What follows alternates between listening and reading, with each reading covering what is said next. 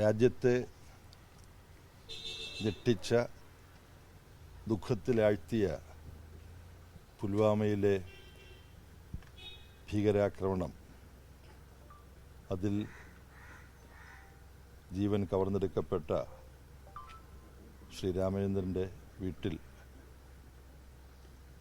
CPM-ൻ്റെ ജില്ലാ സെക്രട്ടറി സഖാവ് സതീഷിനോടും മറ്റ് നേതാക്കന്മാരോടുമൊപ്പം സന്ദർശനം നടത്തിയിട്ടാണ് ഞാൻ നിങ്ങളോട് സംസാരിക്കുന്നത്. അവിടെ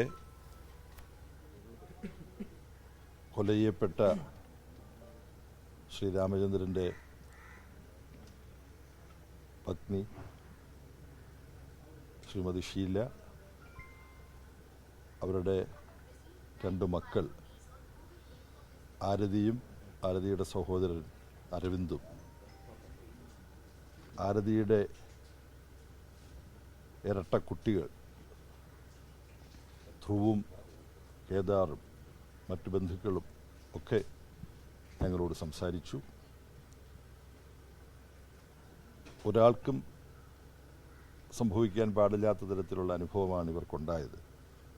സ്വന്തം അച്ഛനെ കൺമുമ്പിൽ വെച്ച് വെടിവെച്ച് കൊല്ലുന്നതിന് സാക്ഷിയാകേണ്ടി വന്ന നമ്മുടെ മകളോ സഹോദരിയോ ഒക്കെ ആകേണ്ട പ്രായത്തിലുള്ള ആരതി ആ സാഹചര്യത്തെ കൈകാര്യം ചെയ്തത് വളരെ ധീരമായും മാതൃകാപരവുമായിട്ടാണ്. അക്കാര്യം എല്ലാവർക്കും അറിയാവുന്നതാണ്. ഞങ്ങളും അക്കാര്യം ആവർത്തിച്ച് അവരോട് പറഞ്ഞു. അച്ഛൻ നഷ്ടപ്പെട്ട സ്ഥാനത്ത് എനിക്ക് ജമ്മു കാശ്മീരിൽ നിന്നും 2 സഹോദരങ്ങളെ കിട്ടി എന്ന ആരതിയുടെ പ്രതികരണം എങ്ങനെയാണ് ഇതുപോലുള്ള സാഹചര്യങ്ങളെ സമചിത്തതയോടും പക്വതയോടും കൂടി കൈകാര്യം ചെയ്യേണ്ടത്, ധീരതയോടുകൂടി കൈകാര്യം ചെയ്യേണ്ടത് എന്നുള്ളതിൻ്റെ ഉദാഹരണമാണ് എന്നുള്ള കാര്യം ഞങ്ങൾ ഇന്ന് വീണ്ടും സംസാരിക്കുകയുണ്ടായി. അച്ഛൻ ആരതിക്ക് നഷ്ടപ്പെട്ടെങ്കിലും നമ്മളെല്ലാം അടങ്ങുന്ന എല്ലാ ഭാരതീയരും ശ്രീ രാമചന്ദ്രൻ്റെ അവശേഷിക്കുന്ന കുടുംബാംഗങ്ങളുടെ ബന്ധുക്കളായിട്ട് മാറിയിരിക്കുകയാണ്. അക്കാര്യവും അവരോട് പറഞ്ഞു. നമ്മെ സംബന്ധിച്ചിടത്തോളം രാജ്യം ഒറ്റക്കെട്ടായി നിന്ന് ഈ വർഗീയ ഭീകരതയെ എതിർക്കുകയും അപലപിക്കുകയും ചെയ്തിട്ടുണ്ട്. അതിർത്തിയിലെ സാഹചര്യം വളരെ സംഘർഷാത്മകമായി തുടരുകയാണ്. എന്തെല്ലാം ഭാവിയിൽ സംഭവിക്കും എന്നുള്ളത് അറിഞ്ഞുകൂടാ. ഇന്നലെ ഡൽഹിയിൽ CPIM-ൻ്റെ പോളിറ്റ് ബ്യൂറോ യോഗം കഴിഞ്ഞ് രാത്രി തന്നെ പുറപ്പെട്ടിട്ടാണ് ഇവിടെ എത്തിച്ചേർന്നത്. ഇന്നലെ പോളിറ്റ് ബ്യൂറോ യോഗത്തിൽ എടുത്തൊരു തീരുമാനം CPIM-ൻ്റെ ഒരു പ്രതിനിധി സംഘം ശ്രീനഗർ സന്ദർശിക്കണമെന്നാണ്.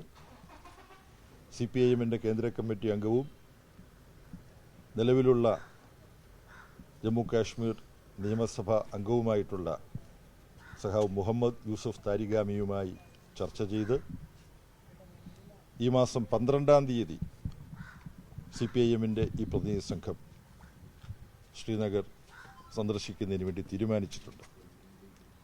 ജനറൽ സെക്രട്ടറി എന്നുള്ള നിലയിൽ ഞാനുണ്ടാവും ഈ പ്രതിനിധി സംഘത്തിൽ. ലോക്സഭാംഗവും CPIM-ൻ്റെ പോളിറ്റ് ബ്യൂറോ അംഗവുമായ സഖാവ് അമരാറാം ഈ പ്രതിനിധി സംഘത്തിലുണ്ടാവും. തമിഴ്നാട്ടിൽ നിന്നുള്ള ലോക്സഭാംഗം CPM നേതാവ് സഖാവ് സു വെങ്കടേശൻ ഈ പ്രതിനിധി സംഘത്തിലുണ്ടാവും. ജോൺ ബ്രിട്ടാസ് കേന്ദ്ര കമ്മിറ്റിയിലെ സ്ഥിരം ക്ഷണിതാവാണ്. ജോൺ ബ്രിട്ടാസും ഈ പ്രതിനിധി സംഘത്തിലുണ്ടാവും. ലോക്സഭയിലെ CPM-ൻ്റെ നേതാവ് സഖാവ് K. രാധാകൃഷ്ണൻ അദ്ദേഹത്തെ ബന്ധപ്പെടുന്നുണ്ട്. അദ്ദേഹവും മറ്റു പരിപാടികൾ ക്രമീകരിച്ചുകൊണ്ട് ഈ പ്രതിനിധി സംഘത്തിൽ പങ്കെടുക്കുകയാണ്. CPM-ൻ്റെ ഒരു ഉന്നതതല സംഘം ഉടൻ തന്നെ ജമ്മു കാശ്മീർ സന്ദർശിക്കാൻ തീരുമാനിച്ചിട്ടുണ്ട്. 12-ാം തീയതി രാവിലെ അവിടേക്ക് പോകാനാണ് ഉദ്ദേശിക്കുന്നത്. 12-ഉം 13-ഉം ഈ പ്രതിനിധി സംഘം ജമ്മു കാശ്മീരിലുണ്ടാവും.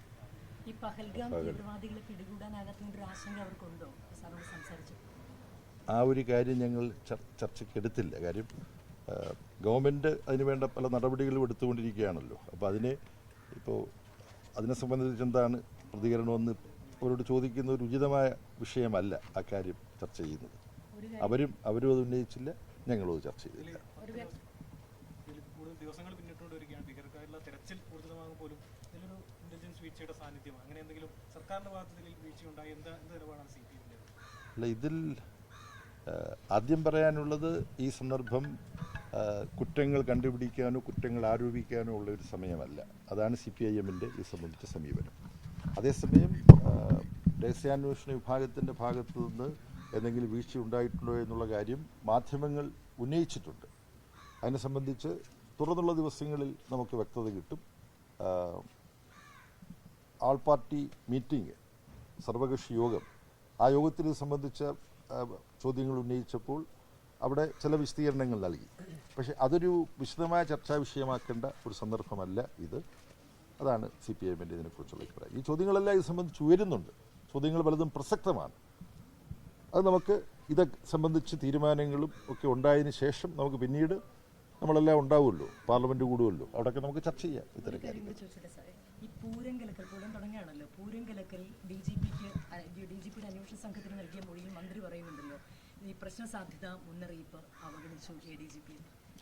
അതിനെ സംബന്ധിച്ച് ബന്ധപ്പെട്ട കേരളത്തിലെ മന്ത്രിമാരോ രാഷ്ട്രീയമായി എന്തെങ്കിലും പറയണമെന്നുണ്ടെങ്കിൽ സഖാവ് MV ഗോവിന്ദൻ മാസ്റ്ററോ അവരിതിനെ സംബന്ധിച്ച് വിശദീകരിക്കും. ഞാൻ ഇതിനെക്കുറിച്ച് ഇപ്പോൾ പ്രതികരിക്കുന്നത് ഉചിതമായ, നിങ്ങൾക്ക് ചോദ്യം ചോദിക്കും, നിങ്ങൾക്ക് അതിനുള്ള അവകാശമുണ്ട്. പക്ഷെ ഞാനിപ്പോൾ ഇതിനെക്കുറിച്ച് പ്രതികരിക്കുന്നത് ഉചിതമാണ്. വിഷയത്തിൽ രാജീവ് ചന്ദ്രശേഖരൻ ഇന്നലെ അടക്കം പറഞ്ഞത് അവിടെ നേരത്തെ എത്തിയതിൽ പ്രശ്നമുള്ളത് മുഹമ്മദ് റിയാസിന് മാത്രമാണ് എന്നത് നേരത്തെയാണ്. കമ്മ്യൂണിസ്റ്റ് രാജവംശത്തിലെ മരുമകൻ എന്നൊക്കെയാണ് വിശേഷിപ്പിച്ചത്. അത് നിങ്ങൾക്ക് ചർച്ച ചെയ്യാവുന്നതാണ്. ഞാൻ ആ കാര്യത്തിൽ ഒരു പ്രതികരണം നടത്തേണ്ടതില്ല. ഇവിടുത്തെ സഖാവ് മുഹമ്മദ് റിയാസും ഇവിടുത്തെ നേതൃത്വവുമെല്ലാം അതിനെ സംബന്ധിച്ച് വളരെ കൃത്യമായിട്ട് പ്രതികരിക്കാൻ കഴിവുള്ളവരാണ്. എൻ്റെ ഒരു സഹായം അതിന് മറുപടി പറയാൻ അവർക്ക് ആവശ്യമില്ലെന്നാണ് ഞാൻ കരുതുന്നത്. പ്രധാനമന്ത്രി രാഷ്ട്രീയം പറഞ്ഞത് ശരിയായോ?